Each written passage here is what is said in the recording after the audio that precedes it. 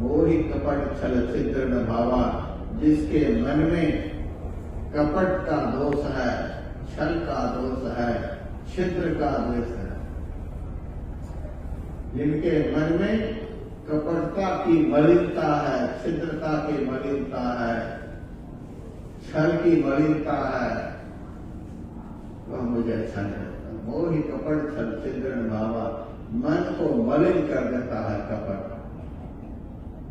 किसी के साथ कपट भाव रखेंगे तो आपका मन मलिन हो जाएगा। कपट किसी के साथ नहीं करता। जय दयाल गोविंद का बहुत अच्छे महापुरुष थे। कभी कभी ऋषिकेश में प्रवचन में सुनाते थे, ठगो दुनिया में किसी को नहीं, ठगा जाने में कोई पाप नहीं है। हाँ, थोड़ा बहुत नुकसान हो गया थोड़ी देर के लिए, पाप कुछ भी नहीं होगा। ठगा जाने में कोई पाप नहीं, लेकिन दूसरे को ठगने में महापाप है। ठगो नहीं, ठगा जाओ। मन को मलिन कर देने वाला सबसे बड़ा दोष है कपट। बाहर कुछ भीतर कुछ, बाहर कुछ भीतर कुछ, बाहर भीतर से एक हो जाए। परमात्मा सबके भीतर में भी है, बाहर में भी है। जो सबके बाहर हैं, जो सबके भीतर हैं, ऐसे परमात्मा को प्रसन्न करने के लिए हम भी बाहर से और भीतर से एक हो जाए। जैसे परमात्मा बाहर में भी वही, भीतर में भी वही। परमात्मा बाहर में भी वही, भीतर में भी वही, कोई अंतर नहीं। उसी तरह से हमारा जीवन, हमारा मन, हमारा चरित्र, हमारा स्वभाव ऐसा हो जैसा बाहर में वैसा भीतर नहीं। जैसे परमात्मा बाहर भीतर एक, वैसे ही हमारा व्यवहार बाहर भीतर एक। तब बाहर भीतर वाले हमसे खुश होंगे। भगवान कहते हैं, निर्मल मन जल सो मोहि पावा, मोहि कपट छल छिद्र न भावा। जिसके मन में कपट है, छिपा हुआ है, जिसके मन में छल है, कह दिया ये काम कर देंगे, बस पीठ पीछे तुम कर गए। जिससे आत्मघात होता है, समाज धोखा खाता है, समाज का दिल व्यथित हो जाता है। किसी के साथ छल करने से सामने वाला भीतर से घायल हो जाता है। किसी के साथ छल नहीं करना, किसी को भरोसा देख करके कि मुकरना नहीं। भरोसा नहीं दो, कोई बात नहीं, लेकिन भरोसा यदि दिया है उसके साथ धोखा मत करना। भगवान श्री राम ने सुग्रीव से कह दिया, सखा सोच त्यागो बल मोरे, सब विधि घटव काज में तोड़े। हे मित्र, मेरे बल के भरोसे तुम सब चिंता को छोड़ दो, हम सब तरह से तुम्हारे काम आएंगे। तो भगवान ने जो वचन दिया सुग्रीव को पूरा करके दिखाया। वाली का वध किया और सुग्रीव का गया हुआ राज्य, गई हुई पत्नी सबको वापस कर दिया, राजा बना दिया सुग्रीव को। भगवान ने जो सुग्रीव के साथ वादा किया पूरा करके दिखाया। सुग्रीव कैसा निकला? सुग्रीव को जब भगवान ने राजा बना दिया तो खूब मौज लेने लगे। 2 महीने वर्षा काल के बीत गए। भगवान ने लक्ष्मण से कहा, हमने जो वादा किया हमने तो पूरा करके उनको राजा बना दिया। 2 महीने हो गए, एक बार मिलने के लिए नहीं आया। उन्होंने भी तो हमसे यही वादा किया था कि सीता जी की खोज हम करा देंगे, सीता जी को कहीं से भी ला करके आपके सामने हम खड़ा करेंगे। हमसे वादा किया था, वो हमसे वादा करके मुकर गया और हमसे काम बना लिया। मेरा बन करके मेरे साथ धोखा, ऐसा आदमी समाज का कल्याण नहीं कर सकता है। लक्ष्मण जाओ, पकड़ कर लाओ उसको। जब लक्ष्मण जी गए हैं तब सुग्रीव का होश ठिकाने आ गए। से मित्रता करके भगवान के साथ धोखा। हमने तुम्हारे साथ जो वादा किया पूरा करके दिखाया, और तू एक बंदर हमसे वादा करके मुकर गया। 2 महीने हो गए, एक बार मिलने नहीं आया। वह हथियार अभी मेरे पास है, वह बाण अभी मेरे पास है, जिस बाण से मैंने बाली का वध किया था, वह बाण अभी भी हमारे तरकस में है। उसी बाण से अभी तुमको मैं खत्म करूंगा। अब चरणों बढ़ गए महाराज, जिससे ही जीव है इसीलिए बाएं दाएं कर लेते हैं। ये संसारी जीव है इसीलिए इधर उधर कर लेते हैं। महाराज क्षमा करो, अब ऐसी गलती नहीं होगी।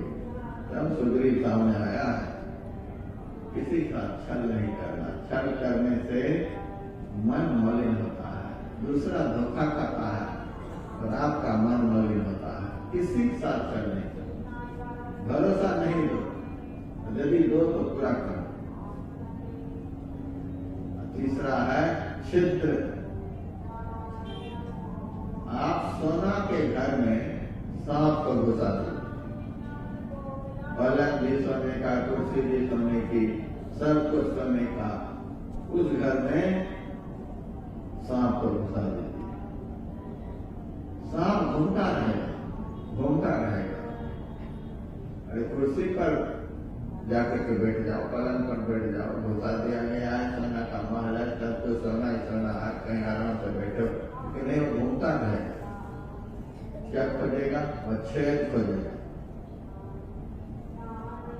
सांप छेद खोजेगा, कहीं छेद मिले तो मैं उसमें घुस जाऊं। पलंग पर नहीं बैठेगा, कुर्सी पर नहीं बैठेगा और कहीं नहीं बैठेगा, वो छेद खोजेगा। उसी तरह से कुछ आदमी की प्रवृत्ति ऐसी होती है, किसी की अच्छाई देखने के लिए राजी नहीं।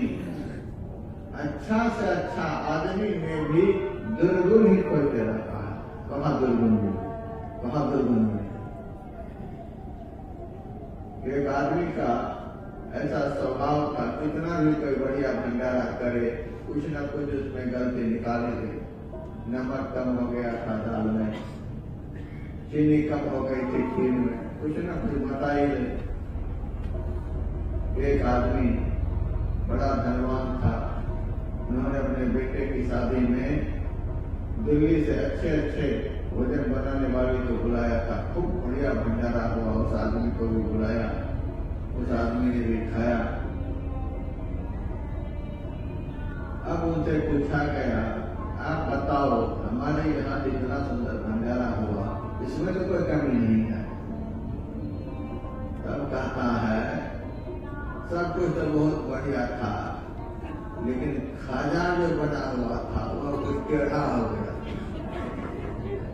मिठाई कुछ दब गई थी, गोल करते करते हल्का सा कुछ दब गई थी मिठाई। अरे मूर्ख आदमी, मुंह में जाकर के वह टेढ़ा खाजा खट्टा तो नहीं रहता है, खाजा टेढ़ा हो, ये प्रवृत्ति है दोष निकालने की। तब उस आदमी ने कहा, एक दिन और हम भंडारा कर दें, उस भंडारे का अध्यक्ष हम तुम्हें को बनाते हैं, खूब भंडारा बढ़िया से बनाओ, खिलाओ सबको, शिकायत मत करना। उन्हीं को अध्यक्ष बनाया गया, बड़ा अच्छा भंडारा हुआ, सब जय जयकार करते हुए वहां से गए। उस आदमी ने भी खाया। फिर उस आदमी से घर वाले ने पूछा, इस बार तो तू ही भंडारे का अध्यक्ष है, इस बार तो कोई कमी नहीं है, इस बार तो बढ़िया भंडारा हुआ, अब बता तूने ही सब कुछ कराया, इस बार तो बढ़िया भंडारा है। तब वह कहता, इतना बढ़िया भी बढ़िया नहीं होता। ये है छिद्रान्वेषण, दूसरे के सद्गुण में ढूंढ ढूंढ करके दुर्गुण को निकालने की प्रवृत्ति। इस प्रवृत्ति से मन मलिन हो जाता है।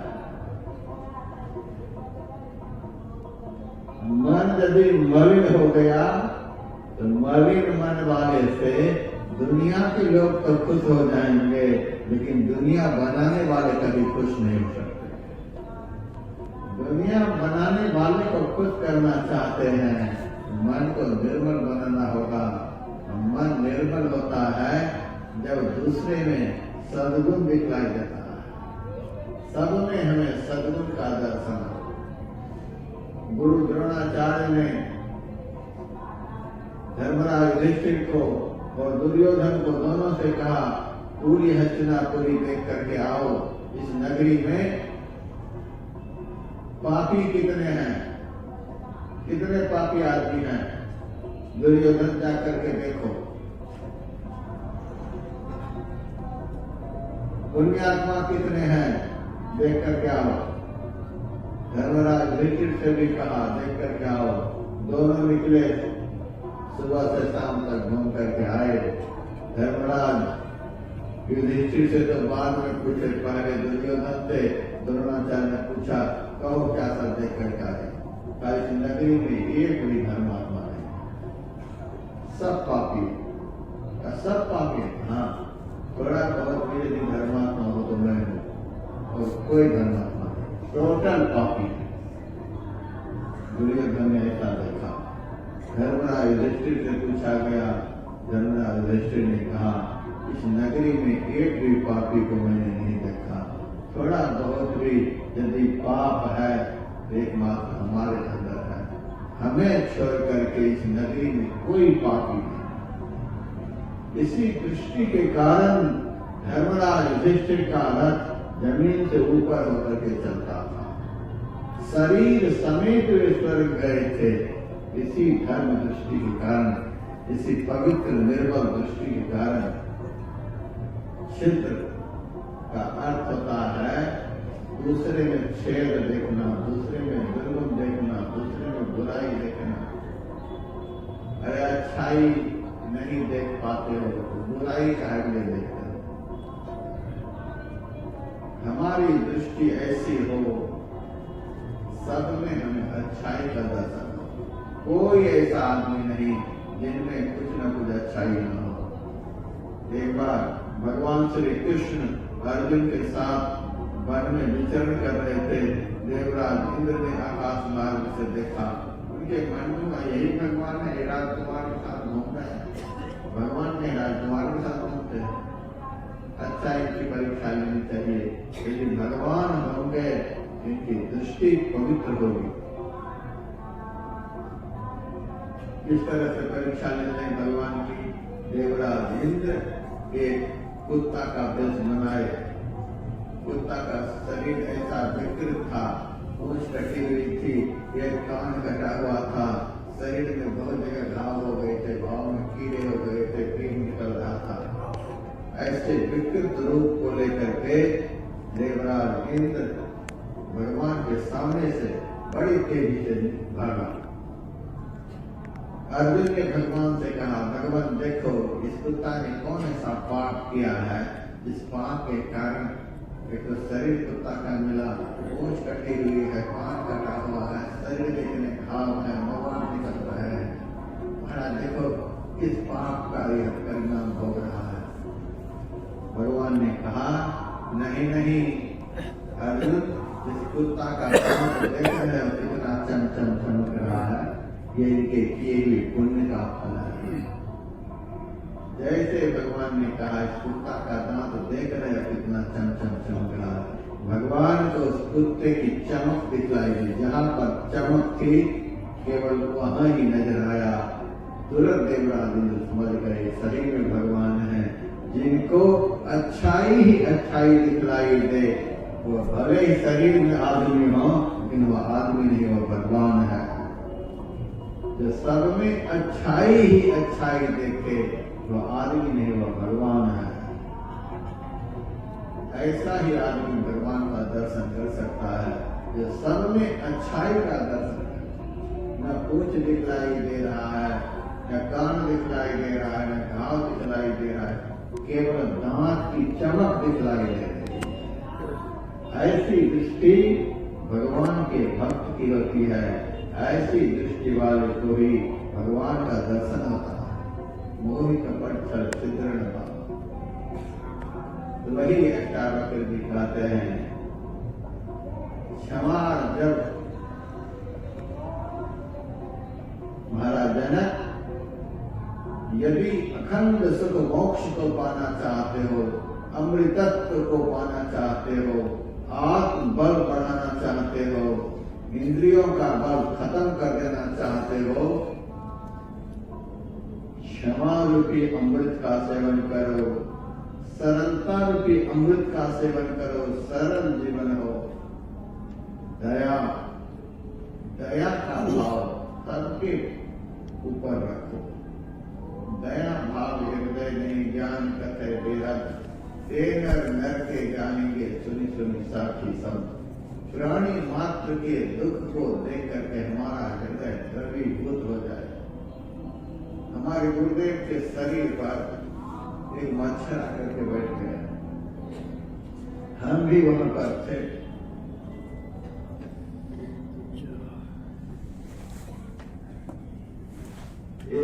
गुरु महाराज ने कहा, सरकार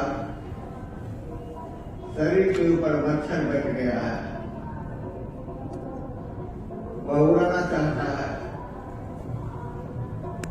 गुरुदेव ने कहा, बैठा है तो बैठ जाने दो। कितना बड़ा शरीर है मच्छर का, कितना खून पी जाएगा। ज्यादा से ज्यादा एक बूंद खून यह पिएगा। हमारे शरीर में एक बूंद खून थोड़े बहुत है। इस मच्छर के लिए कहीं होटल थोड़े बना होगा, इनके लिए कहीं बाहर और व्यवस्था खाने की थोड़े है। इनका यही भोजन है। कितना पिए, इनको पीने दो, पी करके अपने उड़ जाए। गुरु महाराज अपने उस अंग को, जिस अंग पर मच्छर बैठा हुआ था, हिलाए नहीं, बिल्कुल नहीं हिलाए। हिला देंगे ये आधा पेट में उड़ करके भाग जाएगा। देखिए संत के अंदर कितनी दया आती। एक मच्छर के प्रति इतनी दया है। भूखा मच्छर आधा पेट खून पी कर भागना जाए, पूरा पी करके जाए। ऐसा हृदय। फारसी में परमात्मा को दिलदार कहा गया है दिल में दिलदार शरीर। परमात्मा को दिलदार, दिलदार का होता है बहुत बड़ा दिल वाला। इतना बड़ा दिल परमात्मा का है कि सारी सृष्टि परमात्मा के अंदर में है। सारा संसार परमात्मा के अंदर में, चोर भी है, डाकू भी है, सब है अंदर में। लेकिन भगवान किसी को भी बाहर नहीं निकालता। तुम बाहर हो जाओ तो हमारे बेटा रहने के काबिल नहीं, निकलो यहाँ से।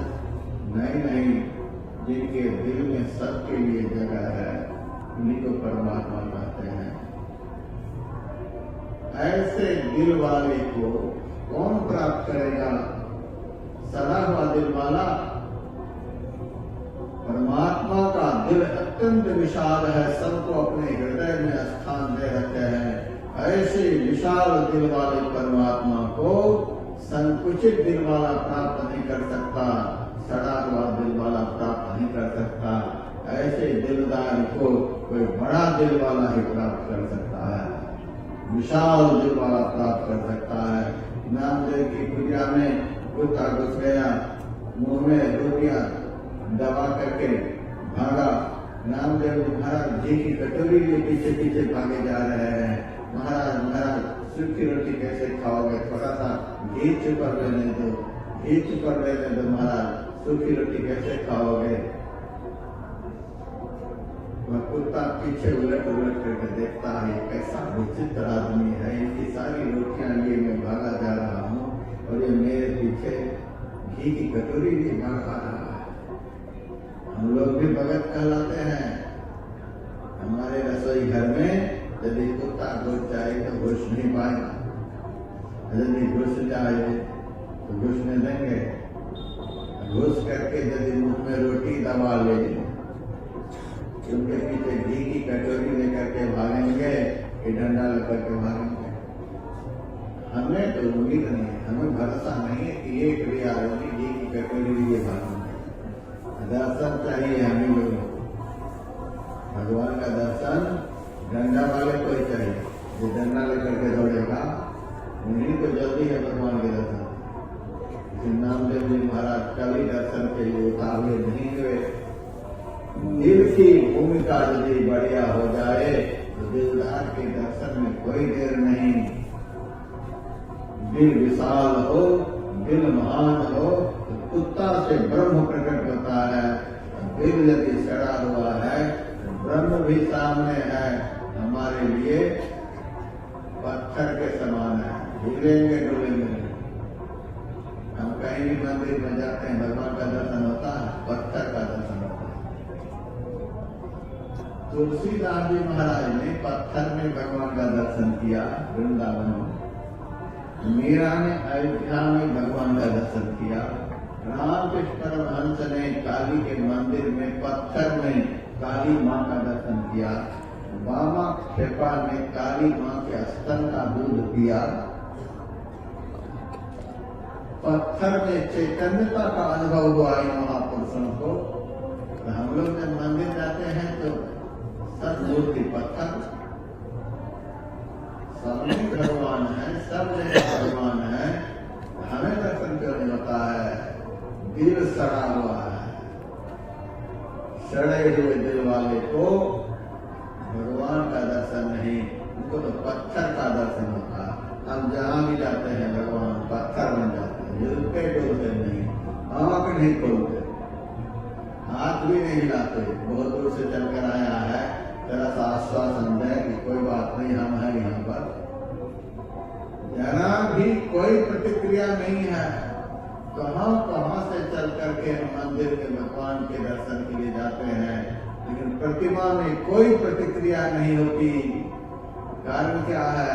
कारण यही है कि दिल हमारा सड़ा हुआ है। सड़े हुए दिल वाले को देख करके प्रतिमा में कोई प्रतिक्रिया नहीं होती है। दिल यदि पवित्र हो तो नामदेव के सामने कुत्ता से विठ्ठल भगवान प्रकट हुए। धन्य हो नामदेव, ऐसा दिल वाला ही मेरा दर्शन करना। एक नाथ जी महाराज गधा को गंगाजल पिलाने लगे। साथियों ने कहा जो गंगाजल आप शिव जी के लिए जा रहे थे चढ़ाने को, वह गंगाजल गधा को पिला रहे हैं। एक नाथ जी महाराज ने कहा भगवान शिव के तो माथे पर ही गंगा विराजती है। हमारे भगवान शिव शंकर क्या हमारे 100 ग्राम जल के प्यासे हैं। गंगा तरंग रमणीय जटा कलापम, जिनकी जटा में ही गंगा है, वो भगवान हमारे 100 ग्राम गंगा जल के प्यासे हैं। असली भगवान शिव तो ये हैं जो जल के लिए तड़प रहे हैं।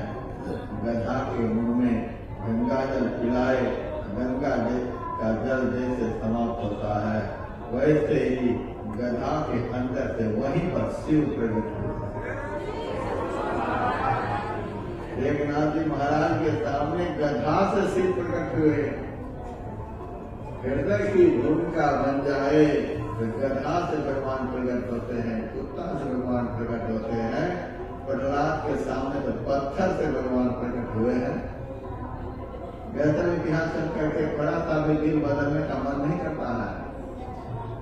दया भाव हृदय में ज्ञान कथे बेहद, एक नर के गाहेंगे सुन सुन साथी शब्द। जिस हृदय में दया नहीं, प्राणी मात्र के दुख को देख करके हृदय द्रवीभूत न हो जाए,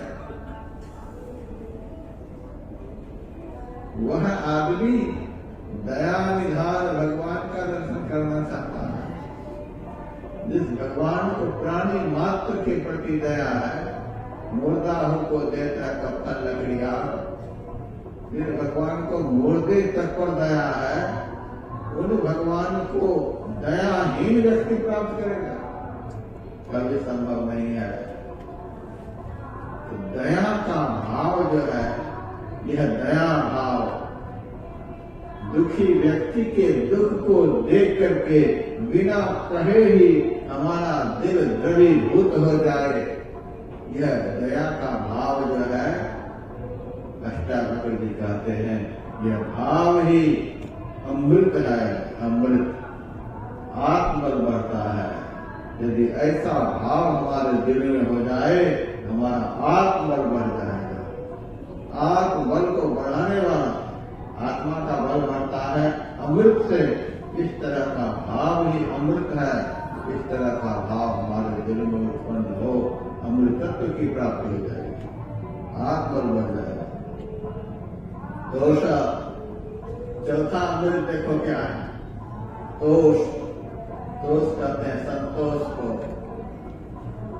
भगवान की कृपा से जितना मिला उससे आगे की चाहना मन में नहीं रखना, इसी को संतोष है। लोग अर्थ लगा रहे हैं, साईं इतना दीजिए जाने कुटुंब समाज, मैं भी भूखा न रहूं, साधन भूखा जाए।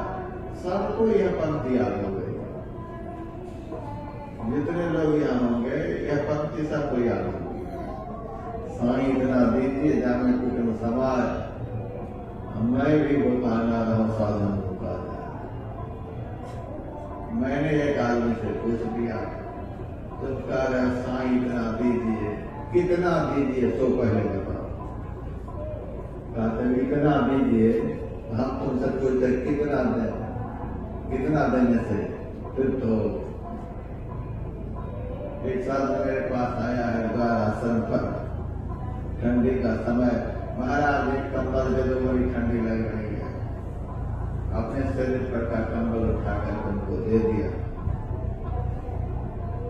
जाओ महाराज, महाराज कंबल तो आपने दे दिया, इसको तो रात में ओढ़ेंगे, दिन में क्या ओढ़ेंगे, तब क्या चाहिए, चादर एक दे दो। चादर दे दिया। मैंने कहा आप तो खुश हो। अरे महाराज यह तो ठंडी की व्यवस्था हुई, हर समय चादर कंबल ओढ़कर थोड़े रहेंगे, शरीर में पहनने के लिए भी कुछ दे दो। कुर्ता दे दिए, धोती दे दिए, सब दे दिए, और कुछ चाहिए। महाराज इससे तो शरीर की ठंडी दूर होगी, माथे में जो ठंडी लगी उसके लिए कुछ करो महाराज। टोपी निकाल करके दे दी, ये पहन लो महाराज, इससे तो माथा गर्म होगा, पैर थोड़े गर्म होगा। हमने कहा अब तो जुराब हम पहनते नहीं, तुम्हारे लिए मंगा देते हैं। मोजा जुराब खरीद करके मंगा दिया, अब तो कोई दिक्कत नहीं। ये तो ठंडी की व्यवस्था हुई महाराज, गर्मी के लिए तो कुछ दो पहनने के लिए। एक एक करके हम देते गए, वो मांगता गया, देते गए। पूरी कुटिया में सारे कपड़े मांग दिए, गट्ठर बांध लिया। मैंने कहा अब तो कुछ नहीं चाहिए। तब कहता रख कर क्या काम, फिर बताऊंगा। बड़ी अच्छी व्याख्या करते हो, साईं इतना दीजिए जाने कुटुंब समाज, इतना दीजिए। और जब पूछा जाता कितना दीजिए, तब पता ही नहीं लगता है कि इनको कितना चाहिए। इतना दीजिए तो कितना दीजिए, कोई नहीं बताता। मैं भी भूखा ना रहूं, मैं भी भूखा ना रहूं।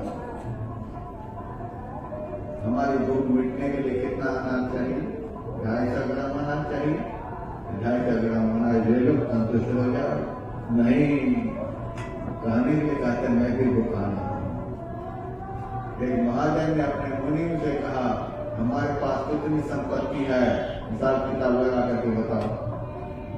हिसाब किताब लगा करके बताया, महाराज संपत्ति तो इतनी है कि 8 पीढ़ी के लोग बैठ करके खाएंगे। तो महाजन अपने आसन पर से नीचे गिरे, मूर्छित हो गए। मुनि जैसे तैसे होश में आया, क्या बात है, सुनते ही आप मूर्छित हो गए। तो हिसाब ही ऐसा बताया, क्या बताया कि आप मूर्छित हो गए? धन इतना है कि 8 पीढ़ी के लोग बैठ करके खाएंगे, और आप सुनकर के मूर्छित हो गए। मूर्ख, यही तो तूने गलत बताया। हमको तो तुरंत चिंता हो गई कि 9वीं पीढ़ी के लोग क्या खाएंगे। याद कर रखे हैं साईं इतना दिन के जाने कुटुंब समाज मैं भी गोपाना तुमको 7 पुस्तकें 9 पुस्तकें बुक मिटाने के लिए ठेका ले रखे हो, याद कर रखे हो मैं भी गोपाना साधु खाजा। कलयुग में न साधु तृप्त होता है न गृहस्थी तृप्त होता है, साकत नर प्राणी सब भूखे, ये तो भूखन भोग करी जाए, दो में से कोई तृप्त नहीं होता। सच्चा सदगृहस्थ ही तृप्त रहता है, सच्चा साधु ही तृप्त होता है। झूठा न गृहस्थ कभी तृप्त होगा न झूठा साधु कभी तृप्त होगा। केवल गीत गाने से नहीं होगा, साईं समाधि दे जाने के लिए संतोष की अपेक्षा नहीं है। मैं भी गोपाना साधन को जाए, ये संतोष की व्याख्या नहीं। संतोष का अर्थ जितना है उससे आगे की चाहना नहीं, इसी का नाम संतोष। केवल अन्न से ही नहीं, संतोष का बहुत विशाल अर्थ होता है। आंख से हमने बहुत कुछ देख लिया, अब आंख संसार के रूप देखने के लिए उतावली न हो। अब आंख से रूप देखने की इच्छा नहीं, बहुत देख लिया। कान से अब दुनिया की कोई भी आवाज सुनने की इच्छा नहीं, बहुत सुन लिया। जीभ से बहुत रस ले लिया, चमड़ा से बहुत स्पर्श कर लिया, नासिका से बहुत गंध ग्रहण कर लिया, मन से संसार का बहुत संकल्प कर लिया, चित्त से बहुत चिंतन कर लिया, सारी इंद्रियों से संसार का बहुत कुछ भोग लिया। अब पूर्ण विराम, इंद्रियों के समग्र विषय भोगों से पूर्ण विराम। अब विषयान विश्वत्तेजा, संसार के विषय भोगों को विष समझ करके पूर्ण विराम, इसको कहते हैं। धन आने दो कोई टेंशन की बात नहीं, कपड़े आने दो कोई टेंशन नहीं, पैसे आने दो कोई टेंशन नहीं, स्वाभाविक रूप से जो आ रहा है आने दो कोई टेंशन नहीं। लेकिन पंच विषयों की तरफ हमारी कोई भी इंद्रियां नहीं ललचाए, टेंशन का विषय यह है, इनसे संतोष हो। संसार के विषय भोगों को विष समझ करके मैंने बहुत विष को ग्रहण कर लिया, अनादिकाल से बहुत जहर पिए हैं, अब नहीं। विषयम विश्वत्तेजा, इसको कहते संतोष। सारी इंद्रियों को संसार के विषयों से तृप्ति, अब कुछ विषय को भोगने की चाहना समाप्त हो जाए, इच्छा समाप्त हो जाए। ये बहुत बड़ा गुण है। धन से मन में संतोष होना, पुत्र से संतोष हो जाएगा, अब 2 हो गया, ज्यादा नहीं चाहिए। मकान से संतोष हो जाएगा, दुकान से संतोष, दुनिया के हर बात से संतोष, लेकिन मन में धन से संतोष नहीं होता है। धन से मन में संतोष, प्रभु ने जितना दिया है वही बहुत, जितना दिया है। कबीर साईं मुझको जो की खुशी दे, चुपड़ी मांगत में डरूं यह भी छीन दे। ऐसा संतोष यह अमृत है।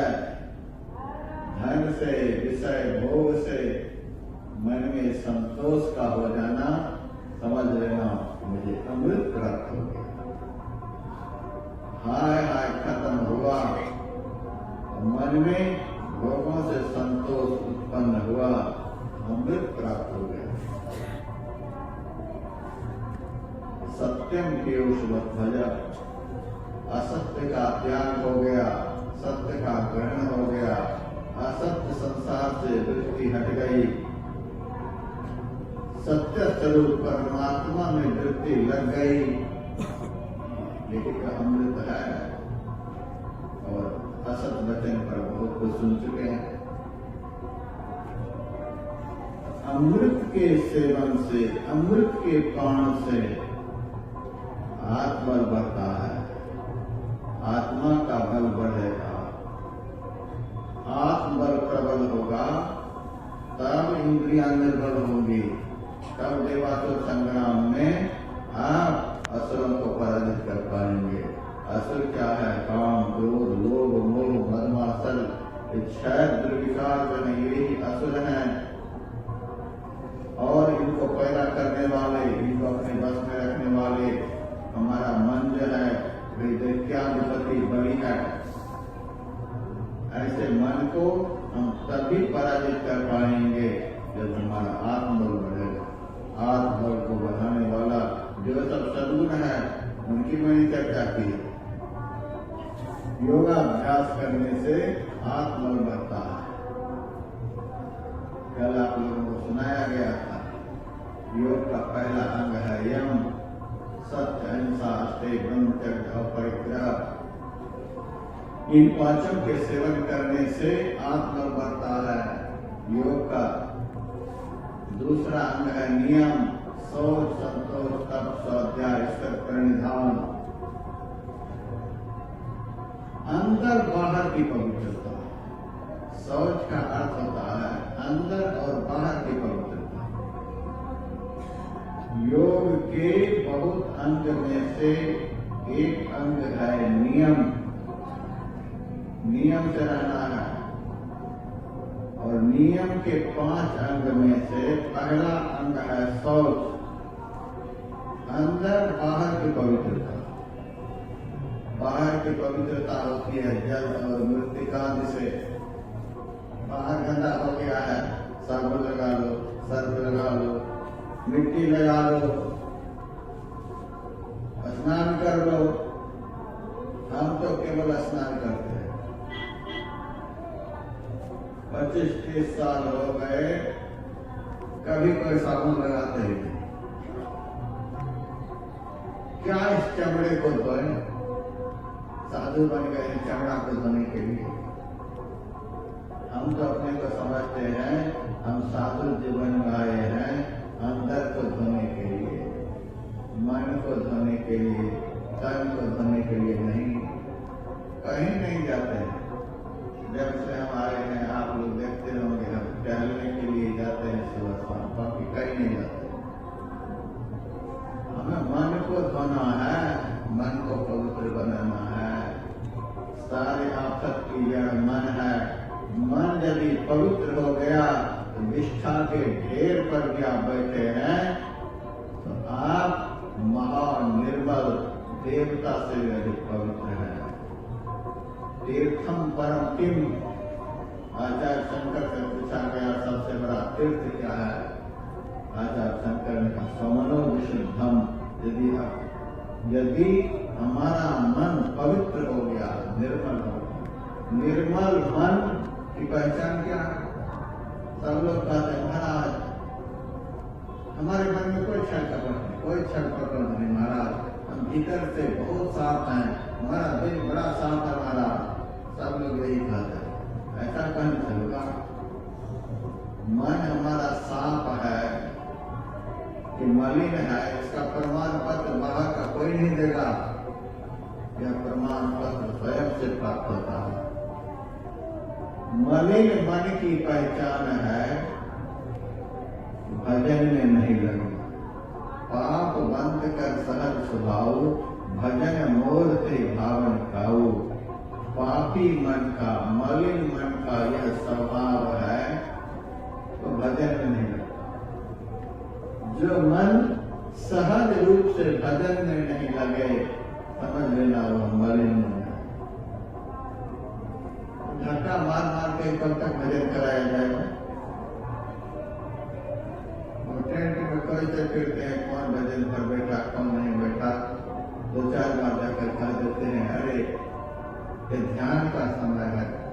सारी दुनिया के भगत लोग आकर के पंडाल में ध्यान करें। तू सोया हो रहा है, तू गप मार रहा है, मोबाइल देख रहा है।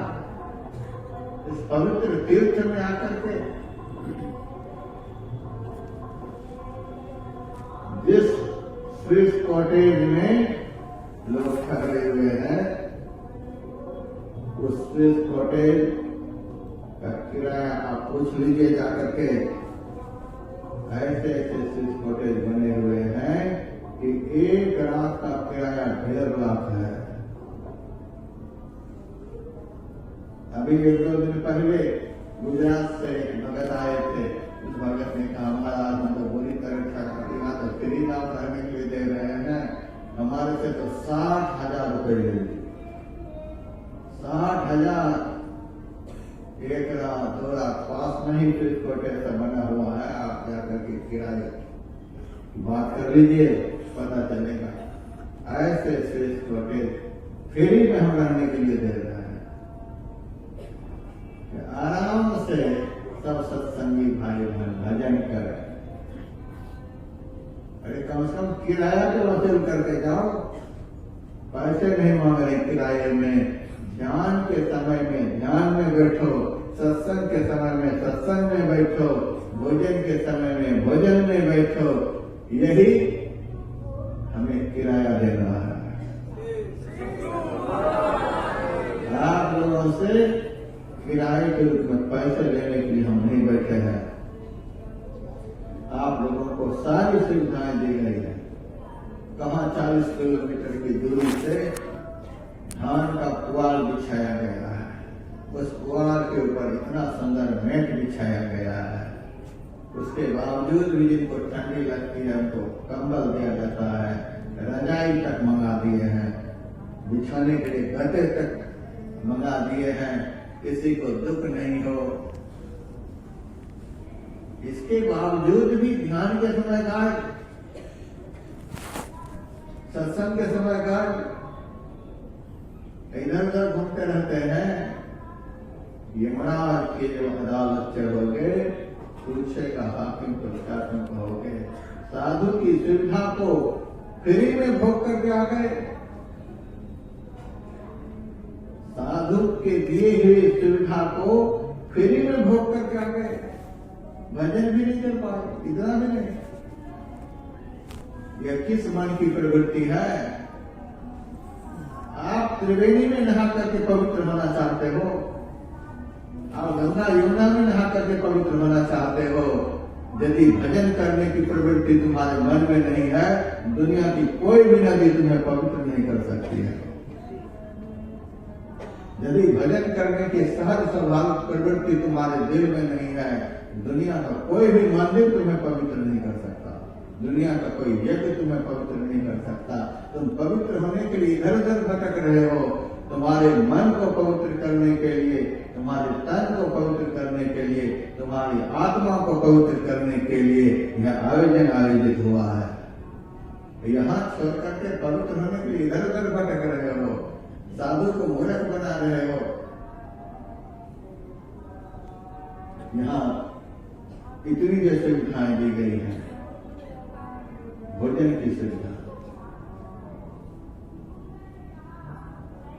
राशन की दुकान वाले चावल नहीं आप लोगों को खिलाया जा रहा है, राशन की दुकान के आटे आप लोगों को नहीं खिलाया जा रहा है, लेकिन नहीं खिलाया जा रहा आप लोगों के लिए। आप लोगों का मन भजन में लगे, इसीलिए हमारे बहुत पवित्र भक्त ने आप लोगों के लिए बहुत पवित्र आटा भेजा है, बहुत पवित्र चावल भेजा है, बहुत पवित्र दाल भेजा है, बहुत पवित्र देसी घी भेजा है, बहुत पवित्र सारा सामान भेजा है।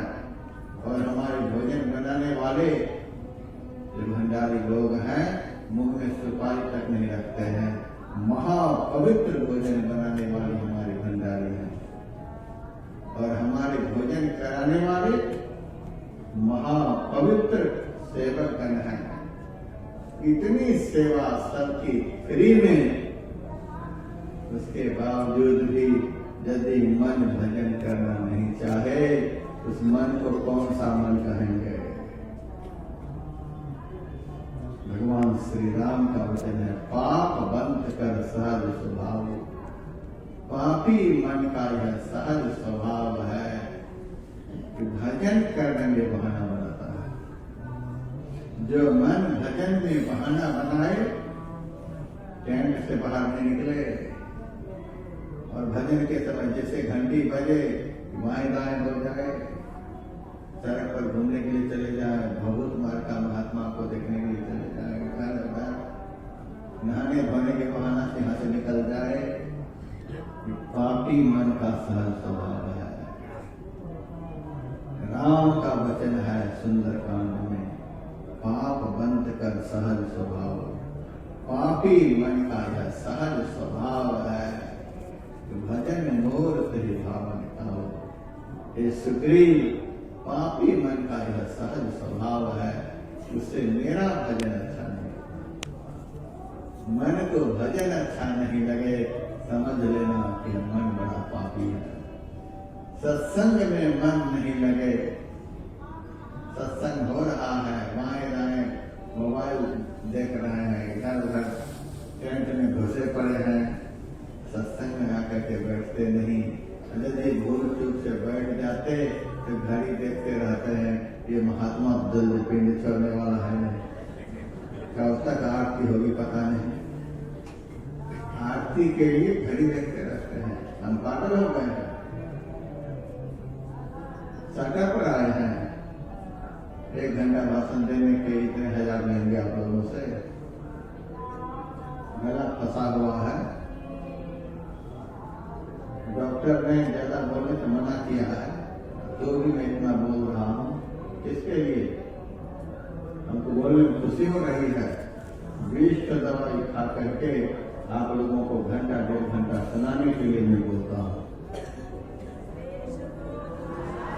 इतना सत्संग में मन नहीं लगे, भजन में मन नहीं लगे, इसके अलावा यदि कहीं मन लगे समझ लेना हमारा मन पापी है। जिनका मन पापी हो गया तो दुनिया के किसी भी तीर्थ में जाकर के भगवान को प्रसन्न नहीं कर सकता, क्योंकि भगवान कहे वचन है, जिस भगवान के चरण से गंगा निकली है वही भगवान कहते हैं, निर्मल मन जन सो मुझे पावा। सुग्रीव, जिसका मन निर्मल होता है वही मुझे प्राप्त कर सकता है। भगवान को खुश करने के लिए चले हैं, जिस भगवान के चरण से गंगा निकली हुई है वो भगवान कहते हैं कि पापी मन का यह सहज स्वभाव है, उससे मेरा भजन अच्छा नहीं। स्नान करने में खूब मन लगे और ध्यान में मन नहीं लगे, ये किस मन का परिचय है बताओ? मंदिर में जाने में खूब मन लगे और मंदिर में जो भगवान है उन भगवान में मन नहीं लगे, इस किस मन का परिचय है? धामों में जाने में मन लगे, धाम में जो देवता है उस देवता के भजन में मन नहीं लगे, यह किस मन का परिचय है? बढ़िया से सत्संग नहीं सुनोगे कि मन पागल बना देगा। पाप बंद कर सहज स्वभाव, पापी मन का यह सहज स्वभाव है, मेरा भजन अच्छा नहीं है। ये सत्संग भी एक भजन ही है, सत्संग भजन है, ध्यान भजन है। भजन का अर्थ होता है भ-ज-न। भ का अर्थ भव, ज का अर्थ जन, न का अर्थ नहीं। जिस काम के करने से इस दुखमय संसार में दोबारा कभी जन्म नहीं हो, उसी को भजन कहते हैं। भजन मोर तेरी भावन खाओ। यदि मन को ध्यान करने में अच्छा नहीं लगे, कब तक हम धक्का मार मार करके भजन कराएंगे? 12 फरवरी तक, उसके बाद हम आप लोगों को पीछे पीछे चलते रहेंगे। 12 फरवरी तक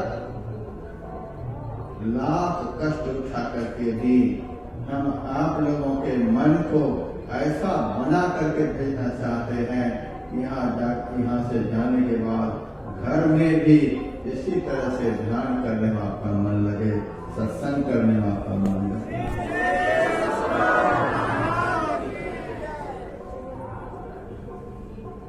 सत्संग ध्यान क्या है? पानी को फिल्टर करने वाली मशीन होती है, पानी की सारी गंदगी को बाहर करके पानी को साफ कर देती है। उसी तरह से सत्संग ध्यान जो है मन को फिल्टर करने वाला साधन है, मन को निर्मल विशुद्ध बना करके मन की मलिनता को बाहर कर देता है। सत्संग ध्यान वही है, पाप बंद कर सहज स्वभाव। भजन करने में आनंद नहीं आया, धक्का मार करके नहीं, किसी के कहने पर नहीं, सहज स्वाभाविक रूप से मन दौड़े ध्यान करने के लिए, भजन पर बैठने के लिए मन करता। इस बार तो मैं देख रहा हूं, माताएं बाजी मार रही है, 24 घंटे का अखंड जप चल रहा है। मैं रात में चेक करता हूं, रात भर में चेक करता हूं, लोगों को पता नहीं चलता है कि कहीं जब बंद तो नहीं हो रहा है। रात में चेक करता हूं, जब भी मैं चेक करता हूं कि माया ही मैदान में दिखाई पड़ती है, माया ही मैदान में दिखाई। एक दो पुरुष कभी कभी टकराते हैं, बाकी तो ये माया इस कुंभ के मेला में लगता है यही बाजी मार करके जाएंगे। और सत्संग के समय भी देखिए कि ये कितने अपनी तरफ गुत्थी हुई होती है, कितनी संख्या में ये बाजी मारने की इस बार आई है। सबको बाजी मार लेना चाहिए। अपने मन को ऐसा बना करके यहाँ से जाना है, मन को बना है यहाँ करके, तन भी कोई बात नहीं, जाए समय पर, खाली समय में यहाँ के रूटीन का अतिक्रमण करके नहीं, यहाँ के रूटीन को फेल करके नहीं, यहाँ की रूटीन के अलावे जो समय आपको दिखता है समय सारणी में, उस खाली समय में आप स्नान करने के लिए जाएं। इस तीर्थ में आए हैं, गंगा स्नान करना चाहिए। गर्म पानी खोज रहे हैं, 3 बजे भोर से ही मैं देखता हूँ कमंडल ले लेकर के गर्म पानी खोज रहे हैं। सारी दुनिया से यहाँ आए हैं, गंगा के किनारे यहाँ गर्म पानी खोज रहे हैं, यमुना के किनारे गर्म पानी खोज रहे हैं। त्रिवेणी संगम पर थोड़ी दूर पर त्रिवेणी संगम हम रोज जाते हैं, त्रिवेणी संगम पर हम रोज जाते हैं। और यहाँ रहने वाले गर्म पानी खोजे, कमंडल ले करके मारे मारे फिरते हैं। त्रिवेणी संगम में स्नान करें, हम मना नहीं करते हैं, खूब स्नान करें। और एक भगत तो इतना स्नान करके आए कि कल से बिस्तर पर पड़े हुए भारी बुखार, और मेरे पास आए, बाबा हमारे बुखार में लेटे हुए हैं। मैंने कहा बगल में हॉस्पिटल है, दिखा देते हैं। हॉस्पिटल में तो दिखाया गया है, आप कोई भावुक थोड़ा सा दे देते हैं। समझ गए कोई दूसरे मैदान का आदमी है, भावुक आप दे देते। मैंने कहा भावुक मार का तो गंगा पार में बैठे हुए हैं, यहाँ तो हम खुद भावुक नहीं लगाते हैं, किसी को देते हैं। सिंगी से विभूति बटुआ साई स्वांग से न्यारा, यहाँ ये सब कुछ नहीं है। स्नान करने के लिए हम मना नहीं करते, लेकिन मैं इतना जरूर कहूंगा कि जब तक इस कार्यक्रम में आप लोग रहें, अपने मन को ऐसा बना करके जाएं कि बिना किसी के कहे ही मन भजन में लगे। भजन पर बैठने के लिए मन छटपटाता है, समय हो जाए, आकुल व्याकुल हो जाए, समय हो गया भजन का, जाप करने के लिए मन छटपटाए, सत्संग में बैठने के लिए मन छटपटाए, साधु के दर्शन के लिए मन छटपटाए। इस तरह से सत्कर्म सद्धर्म के लिए मन छटपटाता रहे, यह पवित्र मन की पहचान है। ऐसा अपने मन को बना करके यहाँ से जाना है। यदि अपने मन को ऐसा नहीं बना पाए, सब नहाना धोना इधर उधर भटकना सब निष्फल, सब निष्फल। कम से कम ट्रेन का भाड़ा भी वसूल करके जाना, बहुत खर्च लगे जाए, इतना भी तो वसूल करके जाना। मेरे कहने का भाव, अपने मन पर कुछ तो संस्कार देकर के यहाँ से जाओ। दुनिया के सबसे बड़े तीर्थ में आप लोग आए हुए हैं, दुनिया के सबसे बड़े मेले में और साधु मेले में, जहाँ की लाखों लाख देश विदेश से साधु आए हुए हैं, इतने बड़े विशाल विराट साधु सम्मेलन में आकर के, दुनिया के सबसे बड़े तीर्थ राज में आकर के, यदि अपने मन पर भजन का संस्कार डालकर नहीं गए, यहाँ आने का कोई फायदा नहीं। किराया भी समझो डूब गया, किराया जो लगाया तो वह भी डूब ही गया, कुछ लेकर के नहीं गया।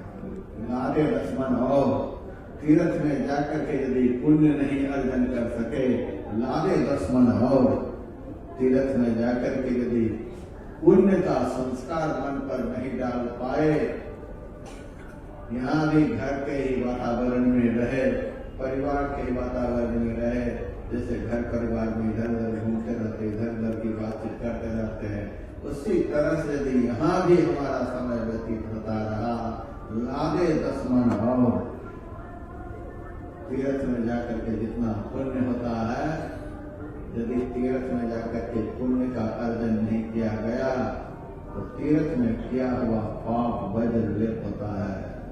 इसलिए डरते रहना कि तीर्थ में कोई पाप न हो सके, जहाँ तक हो सके पाप से बचाना है। अपने मन को सुसंस्कार से संस्कारित करके यहाँ से जाना है। यहाँ से जाने के बाद भी हमारा मन भजन ध्यान के लिए ललचाता रहे।